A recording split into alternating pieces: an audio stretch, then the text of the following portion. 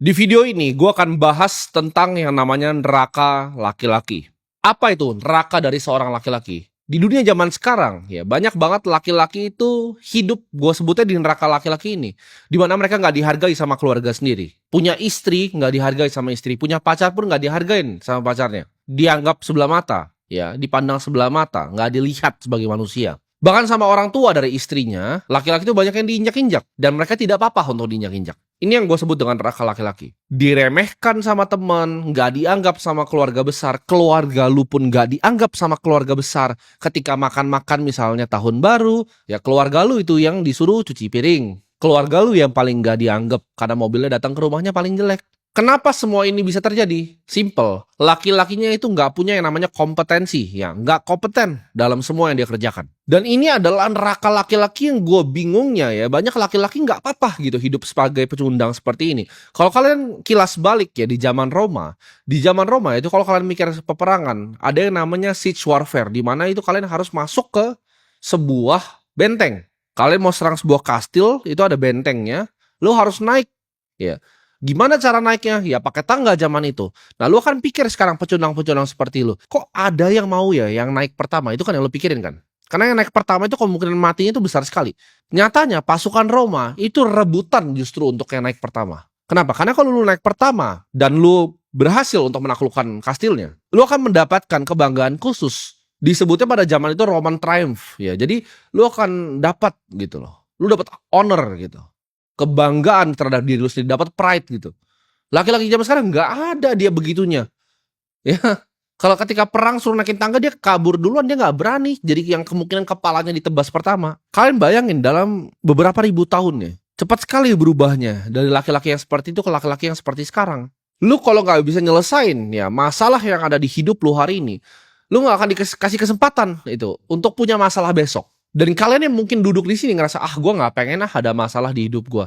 Itu laki-laki pecundang. Gue kasih tahu kalian di sini ya. Untuk sebagian besar dari laki-laki, hidup itu isinya hanya masalah ya. Masalah, peperangan itu setiap hari. Dan masalah itu nggak akan pernah henti ya. Itu ibarat setiap hari ada tantangan baru di hidup, ada masalah baru, ada kesulitan baru. Itu harus lu telan sebagai bagian dari hidup. Hidup ya selama 80 tahun nanti mungkin kalian hidup, kalau dikasih 80 tahun sama yang di atas itu adalah peperangan tanpa henti. Setiap hari itu adalah peperangan. Untuk orang-orang seperti gue, setiap hari itu seperti gue datang untuk berperang. Ketika bahkan lu mungkin bingung apa maksudnya gue peperangan. Di saat titik sudah sangat cukup ya, berkecukupan seperti gue. Hal terbaik yang gue bisa lakukan sekarang adalah bersiap untuk perang. Nah kalian mungkin bingung.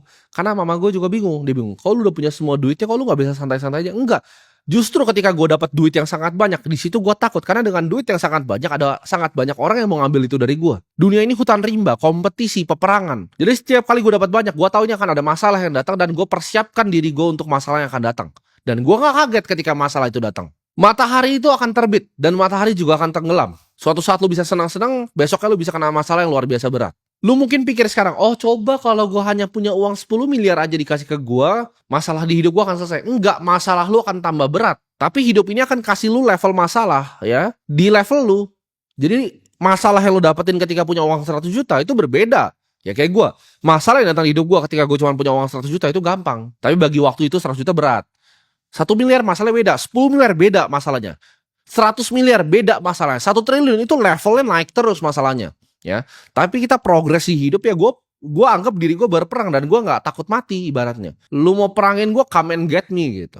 Laki-laki itu dikutuk untuk jadi prajurit hidup ya di hidup ini. Kita dikutuk dari awal untuk banting tulang, untuk cari duit, cari nafkah buat keluarga kita. Kita zaman dulu disuruh berburu ya, rela mati lawan binatang buas untuk menghidupi keluarga kecil kita.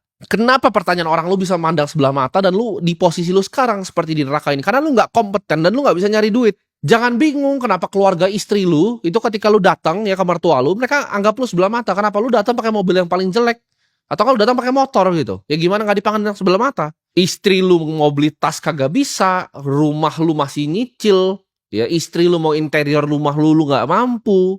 Dia mau makan apa lu nggak bisa kasih. Terus lu bingung kenapa dia selingkuhin lu, tinggalin lu ke cowok yang lebih kaya. Karena lu nggak kompeten bos, lu pecundang. Lu sebagai laki-laki hidup itu udah gagal, udah masuk di yang gue sebut namanya neraka laki-laki ini. Gimana cara lu keluar? Ya jadi orang kaya. Sederhana ya. Coba sekarang ya, lu ngerasa lu gak dihormatin sama istri lu, coba naik Ferrari. Ya, lu naik Ferrari ke rumah mertua lu.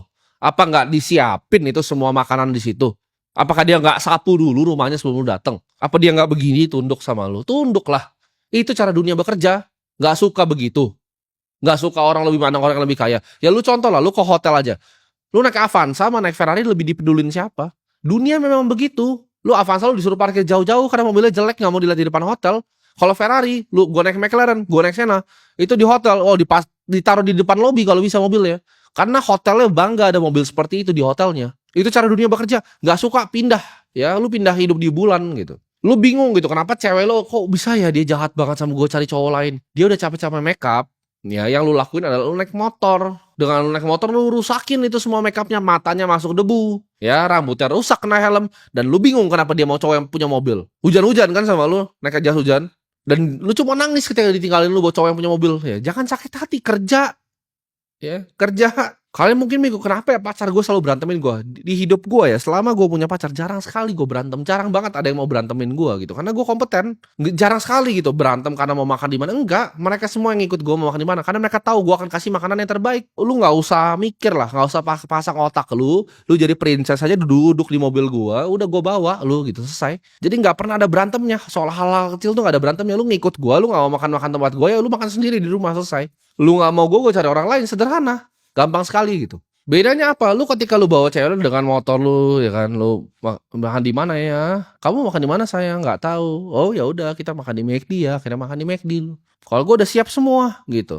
Chef omakase-nya tahu gue siapa, security di depannya tahu gue siapa, parkiran gue pun ada parkiran gue sendiri di situ. Ya, kenapa? Money talks gitu.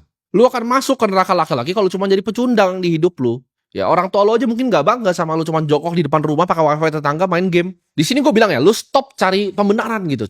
Stop cari validasi sana sini lewat konten TikTok cowok-cowok miskin gitu. Oh split bill lo begini. Terus gue liat komennya, oh ada yang lumrah lo di luar negeri. Gak tahu ya Indonesia kenapa cewek standar TikTok. Memang sudah berubah zamannya. Lo kalau nggak mau cewek ekspektasi cowoknya kaya, lu jangan tinggal di planet bumi.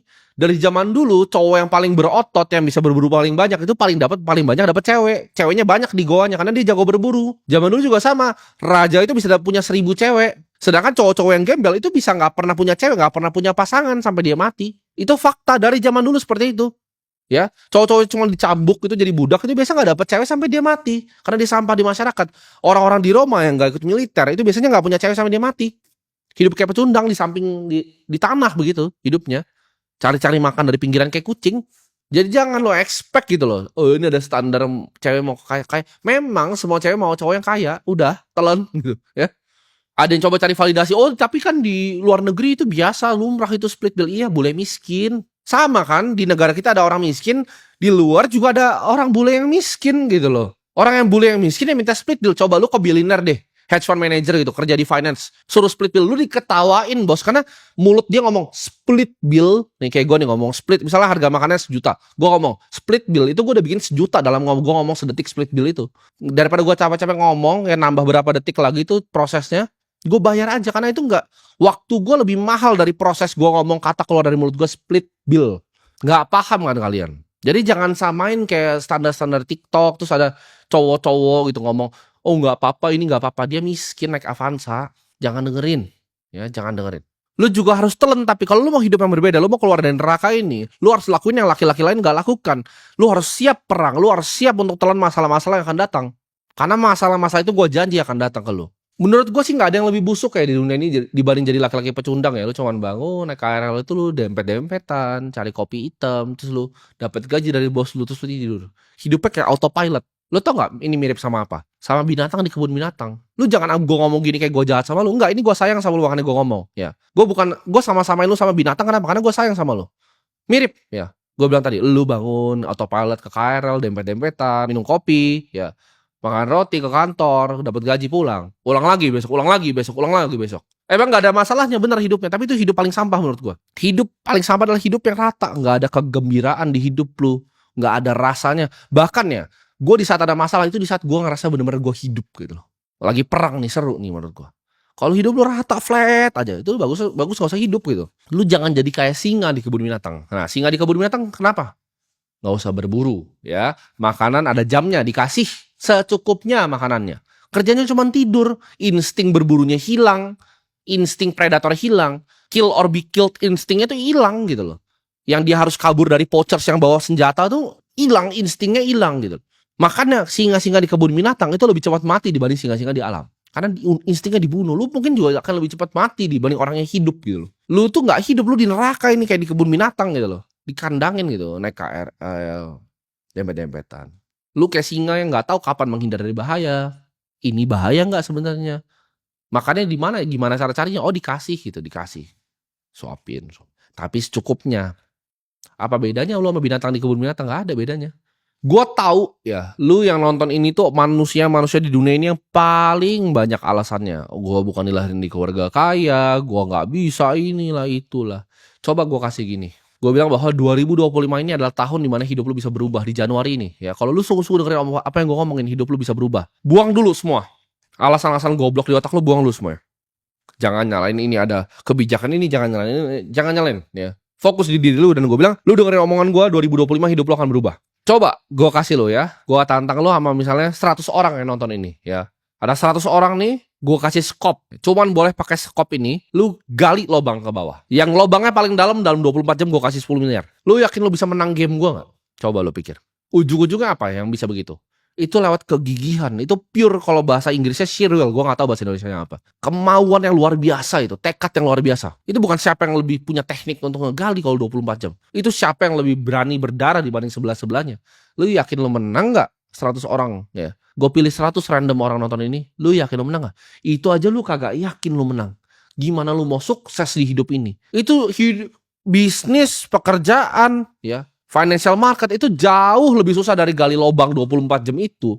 Lu gimana mau sukses? Nggak bisa jawabannya. Lu aja nggak pede dengan begitu. Kalau gue bilang sekarang, 2025 lu pas sukses, tapi kompetisinya ratusan ribu orang yang nonton ini. Sama persis kayak gali lobang itu. Lu mau do whatever it takes nggak untuk keluar dari neraka itu? Karena semua lu itu di neraka yang tadi, yang dipandang rendah oleh orang tua lu sendiri, oleh mertua lu, oleh istri lu. Nanti anak lu bahkan nggak bangga punya bapak kayak lu. Bayangin coba hidup kayak gitu. Apalagi lebih baik mati aja. Gue yakin pecundang-pecundang sini lu bawa pacar lu ya ke pinggir gang, itu dia ditodong gitu kan. Lu bahkan gak berani berantem, lu gak berani korbanin nyawa lu untuk pacar lu sendiri. Ya gimana dia gak tinggalin lu? Itu cowok-cowok zaman sekarang. Ada begal nih, bawa parang, lu gak berani mati demi pacar lu. Lu lari. Itu pecundang. Lu baru sakit dikit aja gak mau kerja. Ibarat nih besok nih gue mau suruh lari maraton, lu bilang batuk pilek. Gak bisa begitu. Ya. Pekerjaan tuh sama, lobangnya sama, dia nggak tunggu lu untuk istirahat dulu. Ada yang gali terus gitu 24 jam, kalah lu. Gue gali terus 36 jam sampai tangan gue berdarah semua tuh kalau gue disuruh. Lu mikir nggak sih di universe yang luas ini ya, alam semesta yang sangat luas ini, ever expanding. Seberapa hoki lu untuk bisa bernafas di sini, lahir sebagai manusia, dan itu lu sia-siain sekali kesempatan lu hidup untuk alasan-alasan lu, nanti aja lah, jangan pikirin yang duniawi. Ya itu lu aja gitu. Tapi hidup mah di bawah santai aja, lu egois ya. Keluarga lu tuh makan masih susah, biayain dulu mereka, biayain orang sekitar lu ya, berbagi ke sesama. Ngapain kaya-kaya kayak lu? Karena dengan kaya kayak gue bisa bangun untuk sekolah anak berkebutuhan khusus, gue bisa bangun sekolah di NTT. Ini gue mau bangun lagi bulan depan sekolah. Lu bisa nggak begitu? Gue dalam hidup gue mau bangun ribuan sekolah. Karena gue percaya edukasi itu tuh bisa ngekemplang otak-otak bodoh kayak lu semua di sini. Kalau dengan edukasi yang benar, gue yakin negara ini berubah. Kalau gue dikasih kesempatan untuk berubah, gue rubah gitu loh. Kenapa gue masih bikin video kayak gini? Karena gue mau rubah pikiran lu. Jangan sampai itu mimpi buruk gue itu. Anaknya malu sama bapaknya sendiri. Pulang sekolah anaknya temannya mau main, dibilang jangan main di rumahku. Kenapa? Karena rumahnya jelek. Karena malu sama rumah yang dibeli sama bapaknya. Gue gak mau punya kehidupan seperti itu. Seberapa egois diri lu untuk anak lu. Gak bisa kasih yang terbaik untuk anak lu. Gak bisa kasih yang terbaik untuk istri lu. Gak bisa kasih yang terbaik untuk pacar lu. Gak bisa kasih yang terbaik untuk nyokap lu. Gak bisa umrohin orang tua lu. Lu egois kan kalau gak mau jadi kaya? Orang miskin tuh manusia paling egois. Makanya gue berharap banget ya robot-robot ini, humanoid robot dan AI ini akan berubah semuanya. Karena kalau gue dikasih kesempatan, bagusan gue eradikasi aja orang-orang kayak gini. Kayak di zaman Roma, dibuang aja gitu ke pinggir. Gak ada gunanya menurut gue untuk mereka bernafas. Ini gue kasih tahu lo ya, rahasianya sukses. Sukses itu kayak api. Lu di hutan belantara nih, kedinginan. Lu takut banyak binatang, lu harus nyalain api. Nyalain api sulit sekali nyalainnya. Mungkin lu yang bahkan gak pernah paham nyalain api itu sulit banget coba nyalain api gitu. Tapi ketika api itu udah ada baranya, dia udah nyala, kecil aja apinya, itu akan jadi besar gampang sekali, tinggal lempar-lemparin kayu. Apinya itu gampang sekali jadi besar. Kenapa gue kasar seperti ini? Kenapa gue kesannya pengen ngerendahin kalian? Karena gue cuma pengen pantik apinya itu untuk nyala. Ketika apinya itu nyala, gue yakin kalian semua yang nonton ini bisa sukses. Jadi gue ngomongin dari hati ke hati kalau kalian. Gue pengen pantik apinya buat nyala. Jadi jangan salah tangkap apa yang keluar dari mulut gue. Gue gak bermaksud jahat dan gue gak maksud jelekin kalian. Gue pengen pantik apinya untuk lu sadar lu hidup di neraka nih. Ayo kita keluar gitu. Fungsinya apa? Karena gue pengen kalian jadi penerus apa yang keluar dari mulut gue. Gue mungkin gak hidup selamanya, tapi kalian ini, video ini akan hidup selamanya. Ya, ini akan jadi legacy gue. Berapa ratus ribu orang yang nonton ini, yang setia nonton ini, hidupnya berubah semua dan jadi orang-orang hebat di negara ini. Dan bantu gue mungkin dalam misi gue untuk menyebarkan edukasi. Karena gue lebih baik ya, punya 100 ribu followers yang sangat kaya dibanding punya 50 juta followers orang miskin. Kayak artis-artis gitu, gak ada gunanya, sampah gitu. 100 ribu deh follow gue. Tapi kalian semua punya uang gitu. Kalian semua punya influence, kalian semua punya power di negara ini. Itu kita bisa do something gitu. Kita bisa rubah sedikit gitu loh. Cuman itu yang gue pengen. Jadi kalau kalian tanya apa agenda gue, itu agenda gue. Gue pengen kalian semua sukses. Karena gue pengen 100 ribu orang yang ngikutin gue tuh jadi pendekar. Jadi prajurit. Gue mendingan 300 prajurit yang ngikutin gue dibanding 1 juta orang sampah yang pecundang. Jadi gue gak mau ada pecundang sini. Lu gak senang dengan apa yang gue ngomong, lu blok channel gue. Gue gak butuh ada lu ya. Gue gak butuh duit dari sini. Gue gak pernah ada endorse dari sini. Gue bukan influencer. Gue udah pengusaha yang sangat sukses. Outlet gue 52 ya, klub paling besar di Asia, beach club paling besar di dunia. Gue gak butuh uang lu di sini. Jadi gue pengen kalian adalah telan. Gue pengen pantik api di kalian buat kalian bisa jadi sukses.